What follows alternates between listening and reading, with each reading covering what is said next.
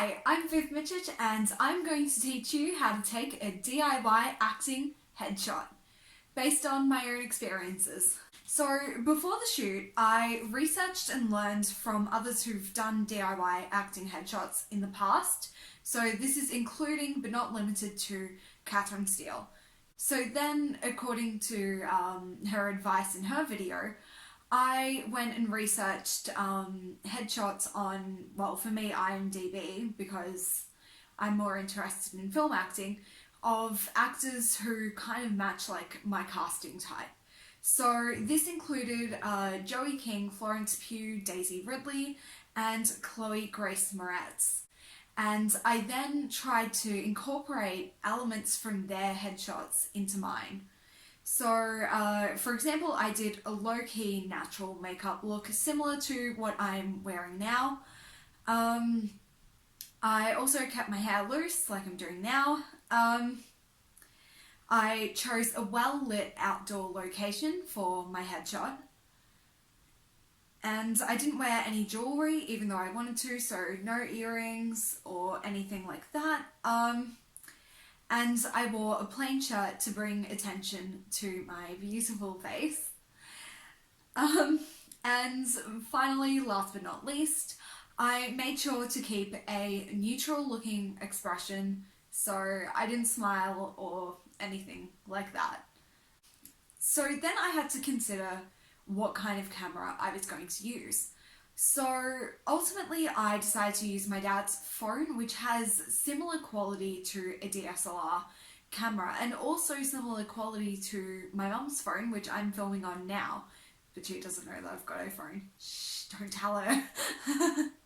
And I know this is something that in Catherine Steele's video and also just pretty much anywhere where you look on how to do a DIY headshot, they're going to tell you don't do this. But if Jamie Oliver can film Keep Cooking and Carry On smartphone from his home, then guess what? If your phone has a really good quality camera, it is actually possible to get a really good quality headshot from it.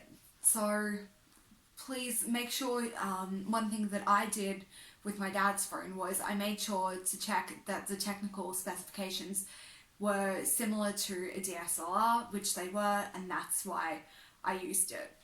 So as for my beauty routine, something that I don't usually talk about on my channel, simply because I'm not very good with with that kind of thing. So I had to make sure that I prepared for my headshot, and this is what I did. So I moisturized my face and I plucked my eyebrows, which I have been really trying to maintain. I also practiced hair and makeup because I'm like really not good with it, but I think I've done okay today. Then, during the shoot, my dad used my phone camera stabilizer, which I'm using now, or else I'd show you. Sorry guys. And he used that to get steady photos. I ensured that he had a copy of 3 headshots for reference, so he knew to take the photos as a portrait, not landscape like this, and also as a medium close-up. I also copied the looking into the camera with my body like facing away pose, which I'd seen in a lot of the headshots. So post-shoot, I used my dad's phone USB cord to plug into my computer and just get the photos directly from his phone to mine, because if I put it through Google Drive or Messenger, I could have lost some of the quality, and it is very, very important, especially with a DIY headshot, to maintain that quality as much as you can. Then I also went and I set the headshot as my social media profile, so even here on YouTube, but also on Instagram, Twitter, etc. I set it there because if all employers will look at your social media for a job that you want to go for. So like, let's say you're interested in an advertising position, your employer is going to look at your social media profile.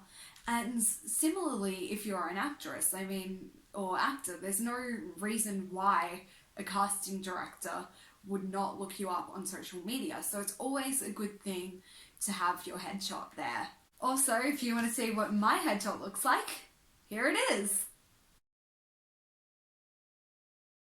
So, what do you think of it? Please let me know in the comment section below if you think that this looks like a professional headshot. Or if you have any suggestions on what we could have done better, please also let me know. I also just have a little side note here, which I've forgotten to mention earlier. So I have kept a more serious looking headshot and a happier looking headshot, just so I've got a little bit of variety. And I also have some notes for printing, something that I can't do because of lockdown, which is also why I ended up taking a DIY headshot. But basically, if you are, or when you are going to print your headshot, please make sure to use photo paper, not just regular A4 paper.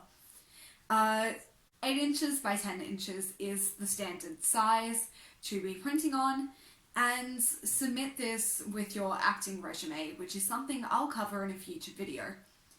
And basically this just overall gives a great impression of who you are as an actor, and this could honestly be your first impression. So if you like this video, please give it a big thumbs up. Also, if you are new here, please subscribe below and click the bell for notifications so you don't miss any of my future uploads. I upload on Mondays, Wednesdays and Fridays, and I am sure that you will like all of my videos. And also, if you have any questions, please leave them down in the comments, or even suggestions for future videos.